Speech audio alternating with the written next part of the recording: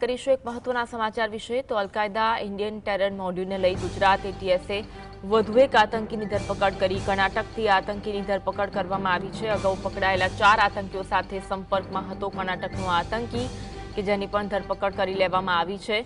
દેશ વિરોધી video upload કરી જિહાદી કૃત્યનું તે ષડયંત્ર રચતો હતો। આતંકી ઇન્સ્ટાગ્રામના ગ્રુપમાં પણ એડ હોવાની માહિતી પ્રાપ્ત થઈ। ગુજરાત એટીએસ આતંકીની વધુ પૂછપરછ શરૂ કરી છે।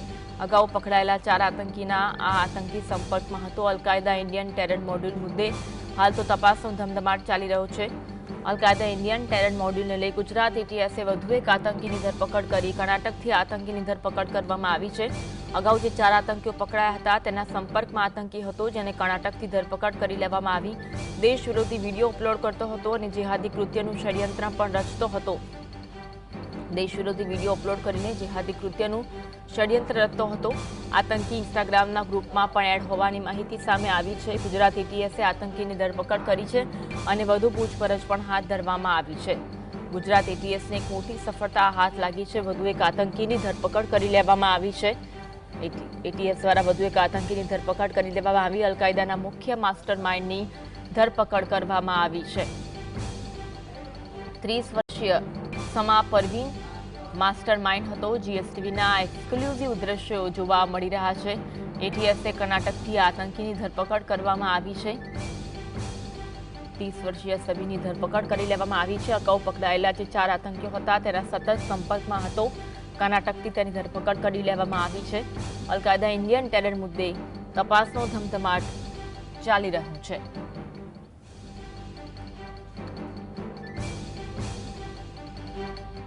आज अंगे વધુ વાત કરીશું। સહયોગી વિરેન્દ્રસિંહ અમારી સાથે લાઈવ જોડાયા છે। વિરેન્દ્ર, અલકાયદા ઇન્ડિયન ટેરર મોડ્યુલને લઈ ગુજરાત એટીએસે વધુ એક આતંકીની ધરપકડ કરી છે, વિગત જણાવશો।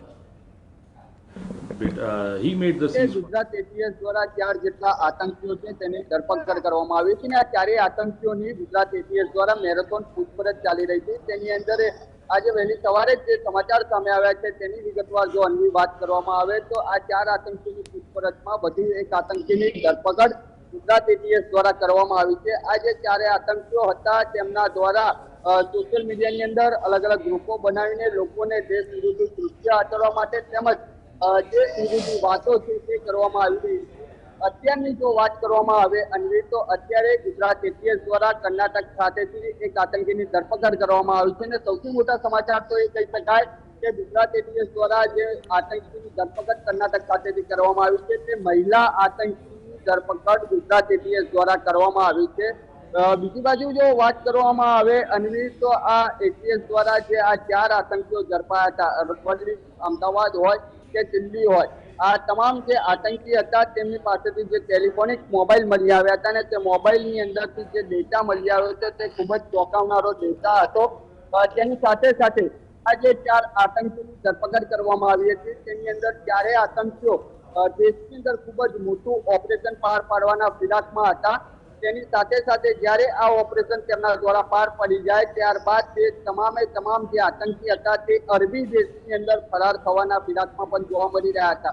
મોબાઈલ ફોનમાંથી જે ડેટા મળી આવ્યો છે તેની અંદર તમામ જે આતંકીઓ છે તેમના દ્વારા સોશિયલ મીડિયાની અંદર વોટ્સઅપ તેમજ અલગ અલગ સોશિયલ મીડિયાનો ઉપયોગ કરીને જે ગ્રુપો બનાવવામાં આવ્યા હતા તે ગ્રુપોની અંદર ધર્મ વિરોધી તેમજ દેશ વિરોધી વાતો છે તે કરવામાં આવતી હતી। જે યુવા પેઢી હોય તેને અલગ માર્ગ ઉપર લઈ જવા માટે તેમજ જે ગ્રુપની અંદર જોઈન કરવા માટે તમામ લોકો ત્યારે આતંકીઓ દ્વારા અપીલ કરવામાં આવતી હતી। અત્યારે જે ગુજરાત એટીએસ દ્વારા કર્ણાટક ખાતેથી જે આતંકીની ધરપકડ કરવામાં આવી છે જીએસટીવી પાસે તેનો એક્સક્લુઝિવ ફોટો છે તે જોવા મળી રહ્યો છે અને તે આતંકી એક મહિલા આતંકી છે અને અત્યારે જે જીએસટીવી દ્વારા જે ગુજરાત એટીએસના જે ઉચ્ચ અધિકારીઓ છે તેમની સાથે ટેલિફોનિક વાતચીત થઈ હતી અને તેમની પાસેથી જે મુજબ જાણવા મળી રહ્યું છે તેની વાત કરવામાં આવે તો આ જે આ મહિલા આતંકી ધરપકડ કરવામાં આવી છે તે મુખ્ય આતંકી હોવાનું અત્યારે જાણવા મળી રહ્યું છે।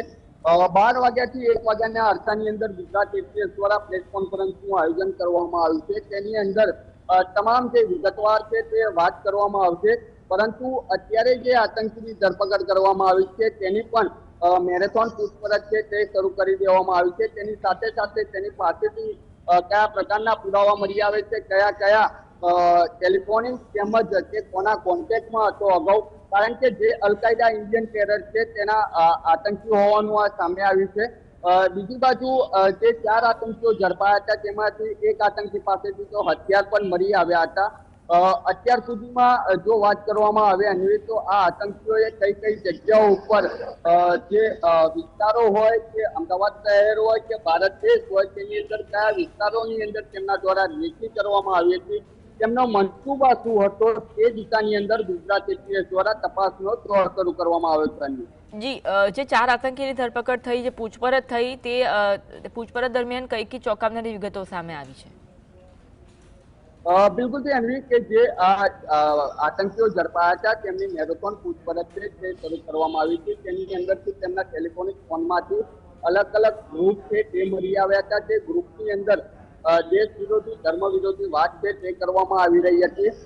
અલગ અલગ ગ્રુપોની અંદર અનેક લોકોને જોડવાની છે તે તેમના દ્વારા વાત કરવામાં આવતી હતી. તેની સાથે સાથે તેમની ફોનમાંથી અલગ અલગ જે ચીજ વસ્તુઓ મળી આવી છે તેની અંદર ગુજરાત એટીએસ દ્વારા તપાસનો છે દોર શરૂ કરવામાં આવ્યો હતો. ત્યારબાદ આ 4 આતંકી જે હતા તે 4 આતંકીની પૂછપરછની અંદર વધુ એક આતંકીનું નામ સામે આવ્યું હતું. તેની ગુજરાત એટીએસ દ્વારા કર્ણાટકથી આ મહિલા આતંકી છે તેની ધરપકડ કરવામાં આવી છે.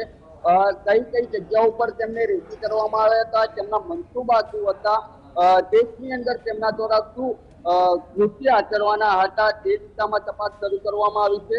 અત્યાર સુધી 4 જે આતંકી હતા તેમની પૂછપરછ તો ગુજરાત એટીએસ દ્વારા શરૂ કરવામાં આવી હતી, પરંતુ આ જે મહિલા આતંકીની અત્યારે ધરપકડ કરવામાં આવી છે તે મહિલા આતંકી મુખ્ય આતંકી હોવાનું હાલ પ્રાથમિક દ્રષ્ટિએ જાણવા મળી રહ્યું છે. પરંતુ તેમના મનસૂબા જે અગાઉ આ જે 4 આતંકી સહિત એક મહિલા આતંકીની જે ધરપકડ કરવામાં આવી છે તે કોના કોન્ટેક્ટમાં હતા.